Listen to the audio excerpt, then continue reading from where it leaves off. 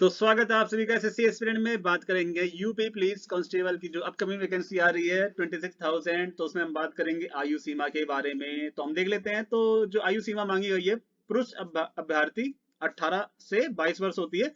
तो पहले मैं ये बताना चाहूंगा, ये 2018 की मैंने नोटिफिकेशन खोल रखी है।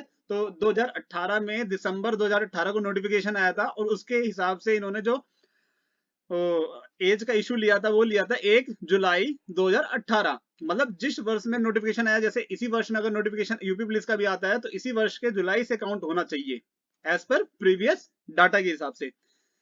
फिर भी हम देख लेते हैं। तो हमें पता होना चाहिए एटलीस्ट कि हमारी जो आयु मांगी जा रही है उसमें 18 वर्ष से 22 आयु की मांगी जा रही है। और ये डाटा जो दिया है वो पिछले 18 के अकॉर्डिंग दिया गया है।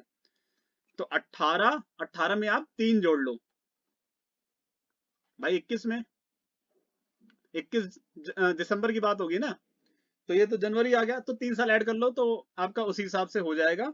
तो आप देख लेना। तो इसमें 90 जैसे 96 में 99 हो गया, तो ये आपका 2 जुलाई का 1 महीना बढ़ जाएगा, क्योंकि वो दिसंबर का नोटिफिकेशन था, ये जनवरी का नोटिफिकेशन आएगा। अगर फरवरी में आएगा उतने महीने आपको ऐड करने पड़ेंगे।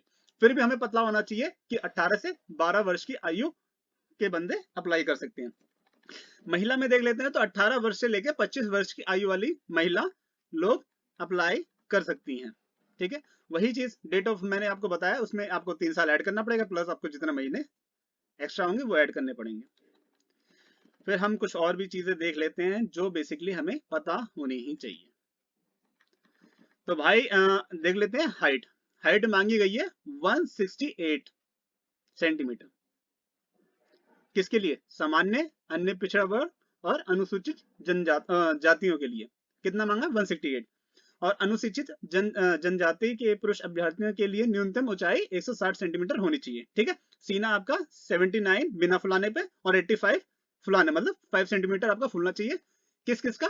सामान्य, अन्य पिछड़ा वर्गों, अनुसूचित जातियों के लिए ये सारे ये प्रावधान है, पैरामीटर्स हैं। फिर हम बात करेंगे अनुसूचित जनजातियों अभ्यर्थियों के लिए 77 सेंटीमीटर बिना फुलाने पर, और फुलाने के बाद कितना होना चाहिए? 82।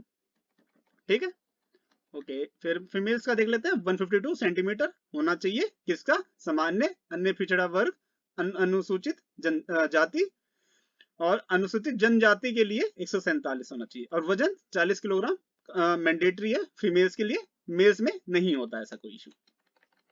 ठीक है, देख लेना चाहते हैं आप देख लो, यहाँ पे कोई भी वजन का इशू नहीं लिखा गया। ठीक है, और ये आपका मेंशन है यहाँ पर टिप्पणी, न्यूनतम 5 सेंटीमीटर सीना फूलना चाहिए मेल में। ओके, तो हम आगे और देख लेते हैं। यस, दिस इज, मतलब ये सबसे मेन है जो लोगों को पता होना चाहिए। तो हम बात कर लेते हैं अनुसूचित जाति, अनुसूचित जनजाति, अन्य पिछड़ा वर्ग। तो आपको क्या लिखा है इसमें? कितने कितने परसेंट है? ये तो परसेंट है बेसिकली। इसमें अधिकतम आयु सीमा छूट लिखा है। अगर 22 साल है तो अनुसूचित जाति को 25 मिल गया। देखिए 5-5 दे रखा है, मतलब आप 27 साल की उम्र तक यूपी पुलिस कांस्टेबल का फॉर्म भर सकते हैं। ओके, फिर प्रमाण पत्र व प्रारूप आपका 2 साल में होना चाहिए। दूसरे मतलब 2 साल 1 साल, मतलब इसकी जो वैलिडिटी बताई जा रही है वो आपका कितने साल का होना चाहिए? 2 वर्ष पुराना चल जाएगा, 2 वर्ष पुराना चल जाएगा। अन्य पिछड़ा वर्ग में 1 साल पुराना, 1 साल ही पुराना तक चलेगा। तो मैं आप सभी से कहना चाहूंगा, आप अपने जितने भी सर्टिफिकेट दस्तावेज हैं कैटेगरी वाले, आप नया बनवा लें, जिसमें आपका नाम, आपके फादर का नाम, आपकी मदर का नाम, आपका एड्रेस, सब कुछ बिल्कुल ऐसा होना चाहिए जो आप एग्जाम में भरेंगे। बिल्कुल सही भरना, कोई भी दिक्कत नहीं होगी आप सभी को। तो इसलिए मैं कहना चाहूंगा अभी आने वाला है, आप सभी अपना सर्टिफिकेट बनवा लें। और प्रमाण पत्र देने वाला सक्षम अधिकारी, प्राधिकारी कौन होना चाहिए? जिला अधिकारी, अतिरिक्त जिला अधिकारी, सिटी मजिस्ट्रेट, तहसीलदार। तो ये सारी चीजें इसमें मेंशन है दोस्तों। आपको कई बार डाउट होता है, ये सारी चीजें कहीं नहीं मिलती, और ये सारी चीजें कौन आपको प्रोवाइड कराना चाह रहा है? SSC aspirant. तो हम बात कर लेंगे दोस्तों, ये आप सारी चीजें पढ़ लेना। देखिए ये बहुत बड़ा इशू होता है, लोगों को पता ही नहीं होता, वो 10 कमेंट करते हैं कहीं कहीं। मैं आपको सीधा डायरेक्ट ये मैटर दे रहा हूं।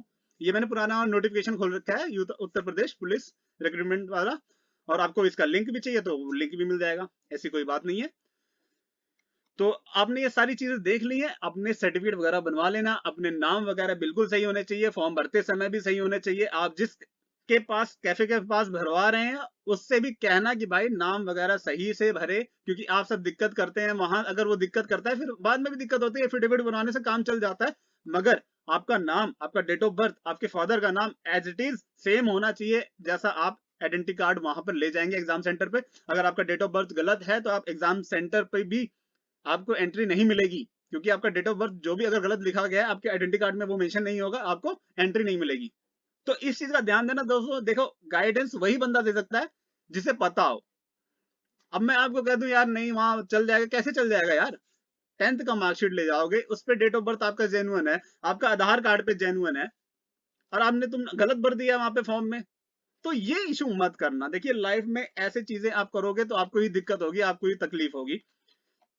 फिर यहाँ पर भी अलग अलग दे रखा है, तो वही सारी चीजें आप नोटिफिकेशन पढ़ सकते हैं। मैंने मेन चीज बताई है आपको, एज का इशू, आपको एज रिलैक्सेशन कितना मिलेगा, एज नॉर्मल कितना है, और आपको मैंने और बता दिया है जो प्रमाण पत्र आप बनवाओगे, कैटेगरी सर्टिफिकेट बनाओगे, उसका उसके मतलब जो अधिकारी हैं वो कौन कौन हो सकते हैं। तो धन्यवाद दोस्तों, आप सभी का एसएससी एस्पिरेंट में बने रहें।